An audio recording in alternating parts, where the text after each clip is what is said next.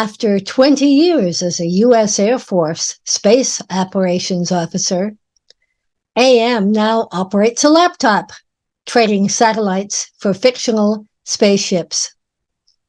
AM's writing cave is deep in the mountains of western Montana.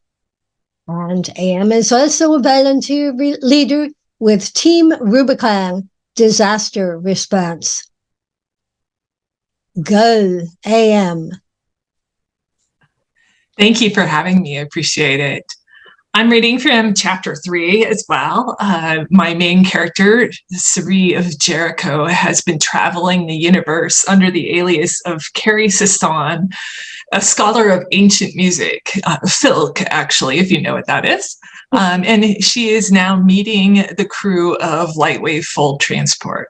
One little note, I wrote this back in 2014, and some people hate my portrayal of Chef Laura Lee, who is transgender.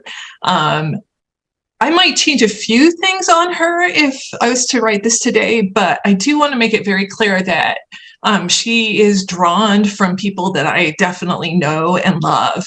And I gave her a very flamboyant character on purpose. And it's because she's fun.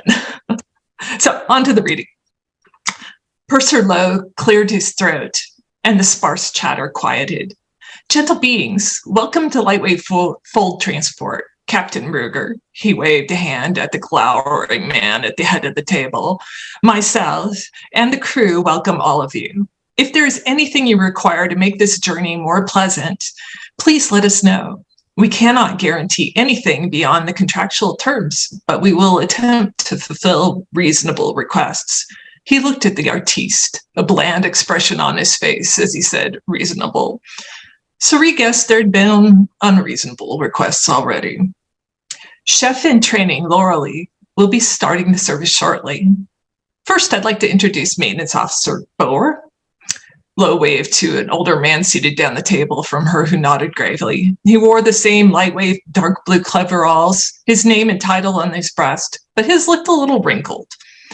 Security officers Tyrone and Katrin Fazier will be your servers tonight as a favor to the chef. A few more notes about Lightwave. We provide water and power per your contract. We will charge for amounts above that, and excessive use will result in metering.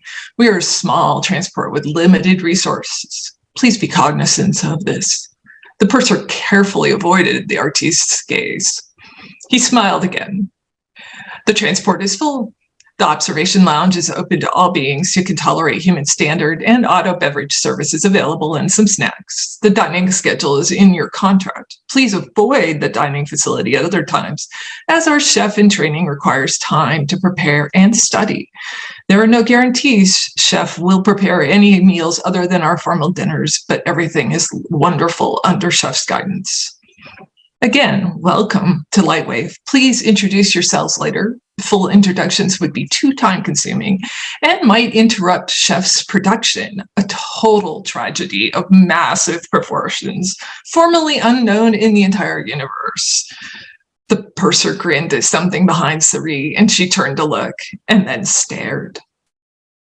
The vision in the hatchway was dazzling. No, she was more than dazzling. It was no effort to put on the shocked and surprised face of her scholar persona. In the hatchway, a rather large human female dressed in chef's whites posed in, but those weren't standard chef's whites. The head-to-toe, form-fitting, startling white wasn't even in the same galaxy with standard. The sleeves and upper part of the dress were sheer, stretched over almost exposed and very generous assets, perched above a corset of shiny white material with buckles of crystal-covered silver marching down the front.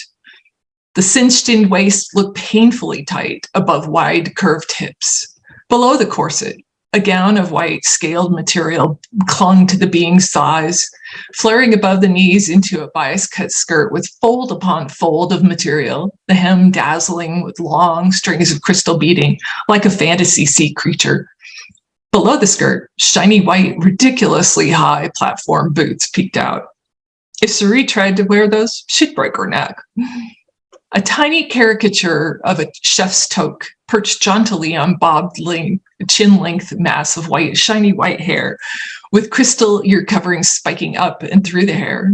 The chef's face was a moon of smooth, ultra-dark chocolate with big amber eyes, surrounded by long, sparkling white lashes, and finished with a generous mouth of shocking scarlet. She wasn't sure how old, but based on the other cues, somewhere around 30 standard years. And while her heaving bosom said female, something hinted otherwise. Perhaps Chef was gender fluid? Suri would have to ask about Chef's preferred pronouns. All in all, a picture hard to forget. Also, a picture hard to look past, but Suri did, noting the presence of subtle bulges low on the corset, disguised below the ruffles. Weapons or spices? Impossible to tell. Darlings, the chef exclaimed in a low, throaty voice, spreading her arms in a dramatic gesture. Tonight, I present a feast to you, a feast for the senses, a feast which will never be forgotten, a feast beyond compare, a feast you will rave about for years to come. I now present the first course, a Langrathian bisque with rare black Syrian truffle shavings, accompanied by a Francois bruschetta à la garlic. Enjoy. Two humans, one male, one female, exited the kitchen bearing trays of small china bowls and napkin-covered baskets. They also wore white, but simple, lightweight uniform ship coveralls rather than custom designer wear.